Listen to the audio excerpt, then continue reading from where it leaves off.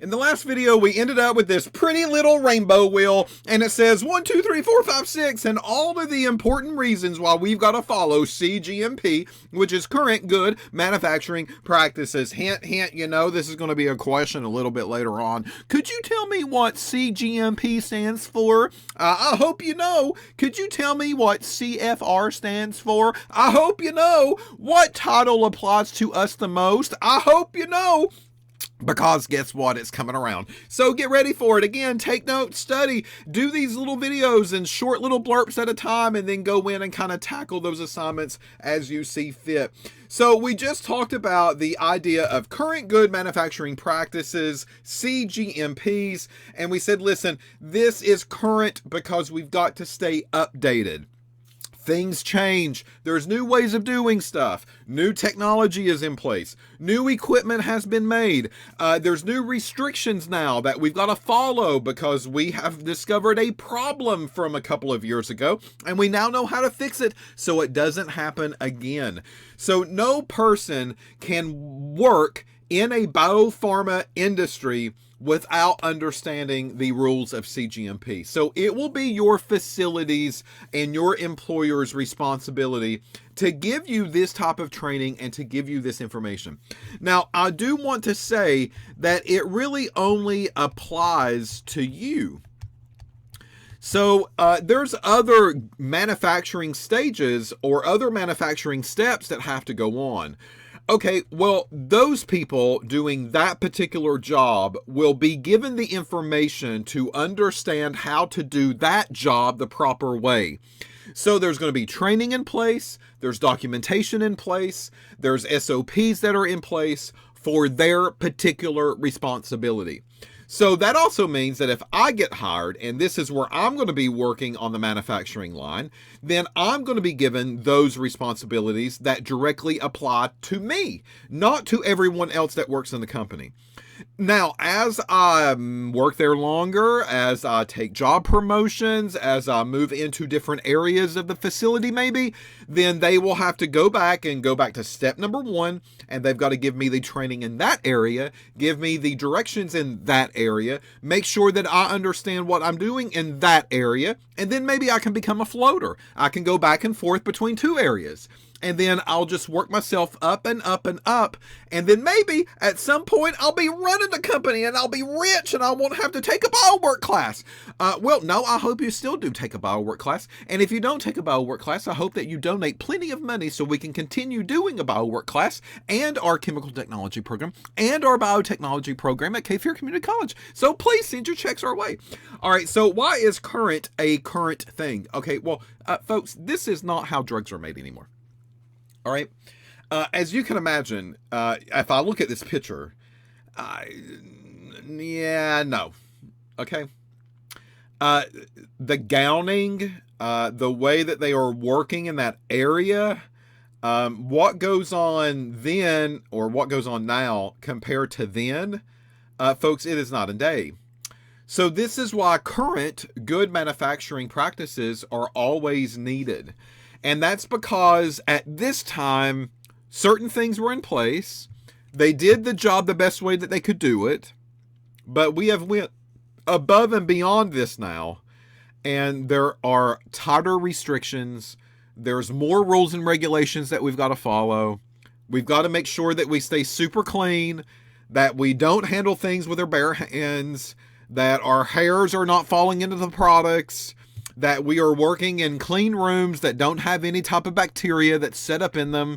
I mean, this whole thing has completely changed and it has taken a completely new turn. Same thing here with laboratory people. Back in the day, this used to be a thing, pipetting by mouth. Please don't pipette by mouth. If you're a laboratory person coming from maybe the chem tech side of the house, you know exactly what I'm talking about. These things are not done anymore. So therefore, you have current good laboratory practices that we've got to follow to make sure that these things do not continue to happen. You do not want this to go on. So rules have to be updated. Regulations have to be updated, and they are constantly updated over a course of time every single day. and you can find those current good regulations, whether they're manufacturing or laboratory, on the electronic version of the CFR, and visit your www.ecfr.gov. All right, so now that I did my little commercial plug, one of the bigger changes that you're seeing here compared to a picture like this and to today's environment, like the, whoa, gosh, just notice the clothing. Even back into the 1960s, people were just walking off the street, folks, and they were going into these facilities and they were just in their street clothes. And yeah, I mean, maybe they wore lab coats, maybe they wore gloves, but that was it. There was no extra precautions. So by the time that you get up in the morning, you're already covered in germs. You're already covered in bacteria. You are nasty, filthy creatures. We all are. And I'm going to be touching handles, and I'm going to be touching steering wheels, and I'm going to be wearing clothes, and I'm going to be exposed to all of the stuff that's airborne. And I'm walking through it on a daily basis, and I'm breathing it in, and it's getting on my skin. And then by the time that I go to a manufacturing site, I'm going to be making a drug. And when I make that drug, guess what? I'm bringing my nasty with me. So we've got to prevent nasty. That's what we've got to do. So here we go. No nasty. No nasty. And the reason is because we want to make sure that that product is the highest quality as possible. And that product cannot be contaminated with any type of microbiological material that I could come in contact with and transfer it. So quite honestly, it's not really about me being protected from the product. Absolutely not. It is not about me being protected. It is the product that needs to be protected. And that's why we actually gown up the way that we do here. So again, the gowning kind of takes place of both things. It helps me prevent contact with that drug that I'm trying to make. But really, more importantly, that drug is going to be sent to a consumer. And I want to make sure that that drug is high quality. And the only way that that can happen is to make sure that things like this are in place in the manufacturing line. So now what you'll see, depending on the area of the manufacturing that you're working in, is some type of head garment. Of course, that head garment is going to be present. We're covering our mask, we're covering our nose, we're covering our mouth. We've got goggles that we are wearing here in the picture, and that is preventing all of my skin contact from getting exposed. We are also gowning up all the way from head to toe, and we often see these overalls that are going to be worn in these types of environments. The gloves you see, there's no skin exposed there either. They're actually getting further up from the wrist. That's there by design. And at the same time, you need to understand that sometimes we double up on these gloves depending on the area that we're working in. And then finally, down here at the very bottom, again, we're making efforts to make sure that none of our skin is exposed. So what this means is that all of our shoes and our socks that we are wearing to work, those are going to have to be covered. And those are from little bitty booties. Oh, little bitty booties that go all the way up to my knee. So these are like big, onesies that you might be putting on at work every day, all day. This is kind of what you're working in on the manufacturing line. Again, depending on your specific job role. Now, different areas of safety are going to be required for different job roles, and that's okay, but this is just one example of what has to happen. Laboratory people, not so much. You're not coming in contact with the drug products that are getting manufactured. You are coming in contact with samples that are provided to you to test.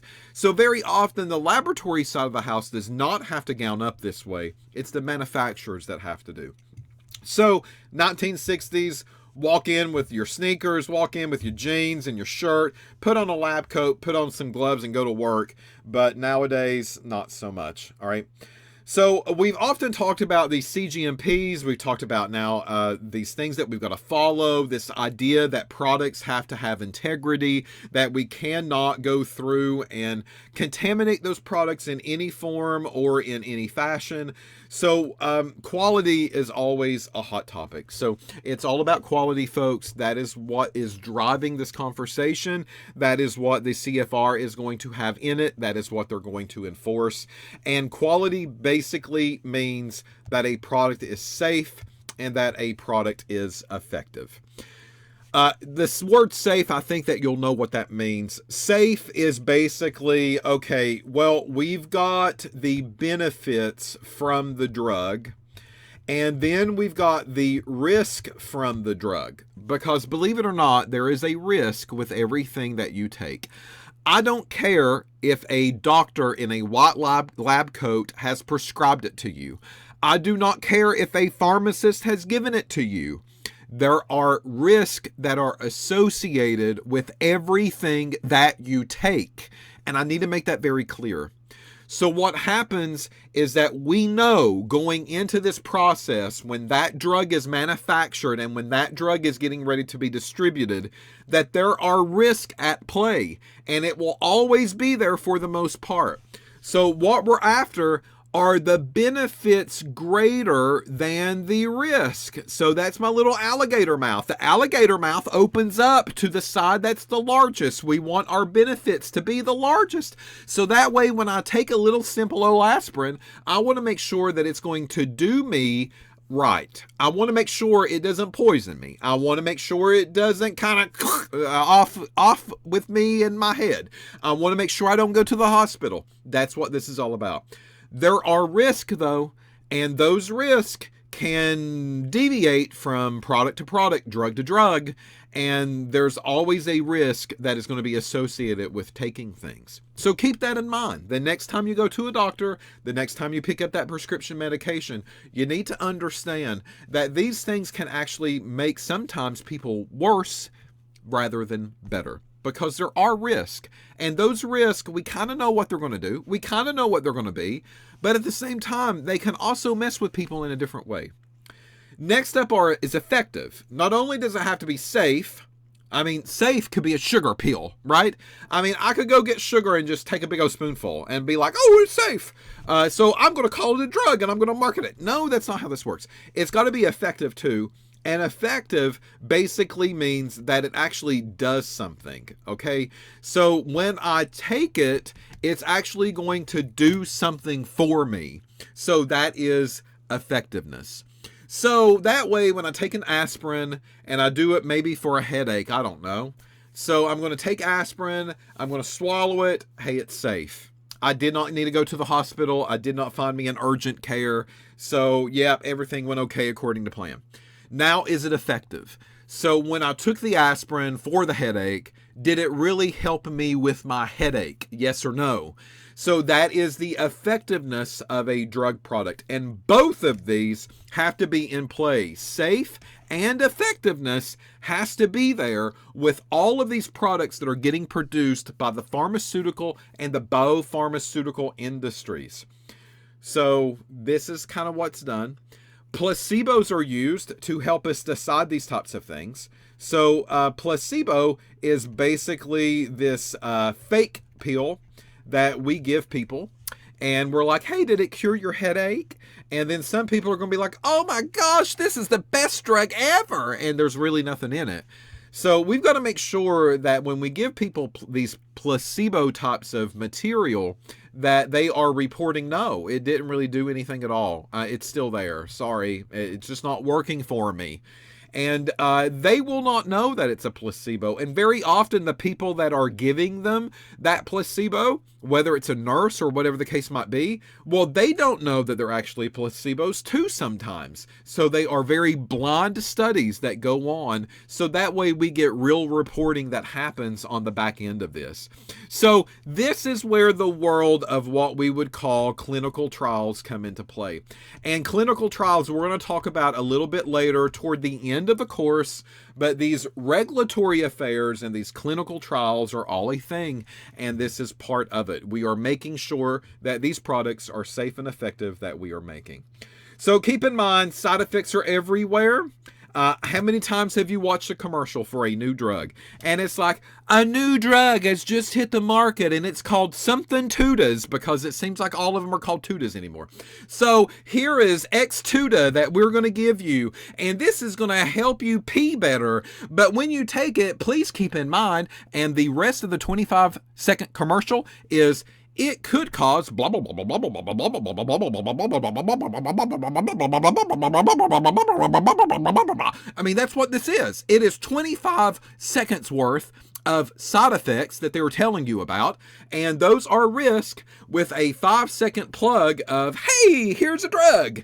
So these things, again, you need to keep in mind, and the risk can never go away. Some have higher risk than others, and if those risks ever outweigh the benefits, then it's normally not going to be deemed as safe, and it's not going to be released to the consumer market. So I'm not saying do not be a pill taker, but I'm saying do question and scrutinize everything that you do put into your body, because you've got to keep that in mind, right? A magic little pill is not a magic pill. There is no such thing as a magic pill. But there are medications and there are pharmaceutical drugs that can help the ailment, and it can maybe make life a little bit better for you, and it can ease off some pain for you, or, you know, if you've got some type of symptom that needs to be taken care of. Absolutely, those types of materials and products are out there. But at the same time, with every one of those, there is probably some type of risk that you should be aware of.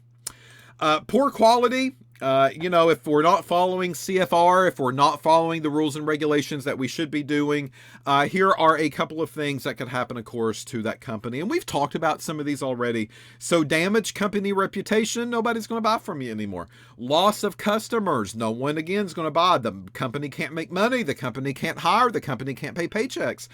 Injured or deceased customers, we don't want that on the news, do you? No, you don't want your company that you work for to be on the news and be like, hey, they just released a product and everybody went to the hospital. Expensive lawsuits can actually be part of this as well. And if you're on the manufacturing line and you deliberately knew that what you were doing was wrong and you did it anyway, you could be part of that lawsuit as well. It's not just the company owners, it's the people that are involved in the manufacturing of the product, absolutely, and the testing of the product if you're on the lab side of the house. Criminal and civil prosecution, high production cost, loss of potential profit, company shuts down, you lose jobs, you're getting fired. All of these things are a result of what we would call poor quality. All right. With that said, I'm going to stop the video, and the next one we'll pick up with this idea of quality again, and we'll finish out this very first section of Module 1 before we move on and talk about some other topics. So I'll see you in the next video. Go take a pee-pee break, and I will be waiting.